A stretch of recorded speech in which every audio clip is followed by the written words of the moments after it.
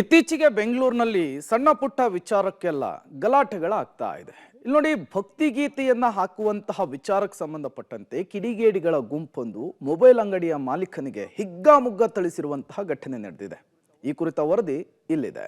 ಬೆಂಗಳೂರಲ್ಲಿ ನಿಲ್ಲದ ಪುಂಡರ ಅಟ್ಟಹಾಸ. ಹನುಮಾನ್ ಚಾಲಿಸಾ ಹಾಕಿದ್ದಕ್ಕೆ ಹಲ್ಲೆ, ಓರ್ವನ ಮೇಲೆ 7 ಮಂದಿಯಿಂದ ಅಟ್ಯಾಕ್. ರಾಜಧಾನಿ ಬೆಂಗಳೂರಿನಲ್ಲಿ ಪುಂಡರ ಅಟ್ಟಹಾಸ ಎಲ್ಲೆ ಮೀರಿದೆ.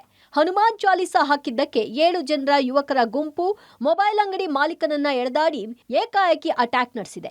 ನಿನ್ನೆ ಸಂಜೆ ಹಲಸೂರು ಗೇಟ್ ಪೊಲೀಸ್ ಠಾಣಾ ವ್ಯಾಪ್ತಿಯ ನಗರಪೇಟೆ ಎಂಜಿ ರಸ್ತೆಯಲ್ಲಿರೋ ಕೃಷ್ಣ ಮೊಬೈಲ್ ಶಾಪ್ನ ಮಾಲೀಕ ಮುಖೇಶ್ ಮೇಲೆ ಅನ್ಯ ಕೋಮಿನ ಯುವಕರ ಗುಂಪು ಮಾರಣಾಂತಿಕವಾಗಿ ಹಲ್ಲೆ ಮಾಡಿತ್ತು. ಈ ಸಂಬಂಧ ನಿನ್ನೆ ರಾತ್ರಿ ನೂರಾರು ಜನ ಪೊಲೀಸ್ ಠಾಣೆ ಮುಂದೆ ಜಮಾವಣೆಯಾಗಿ ದೂರು ದಾಖಲಿಸಿ ಆರೋಪಿಗಳನ್ನ ಬಂಧಿಸುವಂತೆ ಒತ್ತಾಯಿಸಿದ್ರು.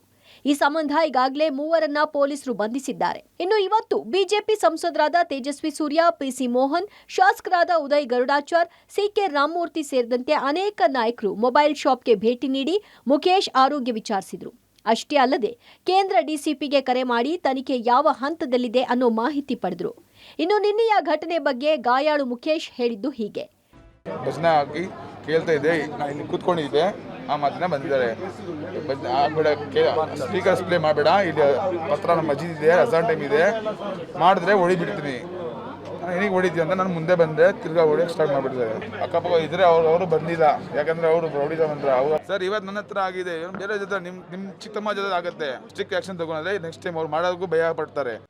ಸಂಸದ ತೇಜಸ್ವಿ ಸೂರ್ಯ ಮಾತನಾಡಿ, ಈ ಸರ್ಕಾರ ಬಂದಾಗಿನಿಂದ ಇಂತಹ ಘಟನೆಗಳು ನಡೀತಾ ಇದೆ.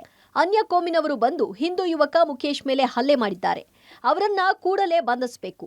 ನಾಳೆಯೊಳಗೆ ಬಂಧಿಸದೆ ಹೋದ್ರೆ ನಾಳೆ ನಗರಪೇಟೆ ಬಂದ್ ಮಾಡುವುದಾಗಿ ಎಚ್ಚರಿಕೆ ಕೊಟ್ಟಿದ್ದಾರೆ. ಸಿಸಿಟಿವಿಯಲ್ಲಿ ಏನು ರೆಕಾರ್ಡ್ ಆಗಿದೆ ಅದರ ಆಧಾರದ ಮೇಲೆನೆ case ದಾಖಲಾಗಬೇಕು.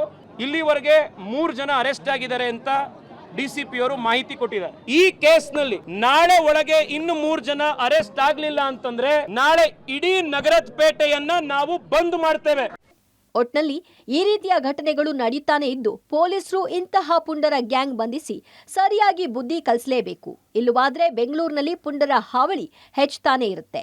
ಮಾರ್ತಿ Bellur, public TV, Bengaluru.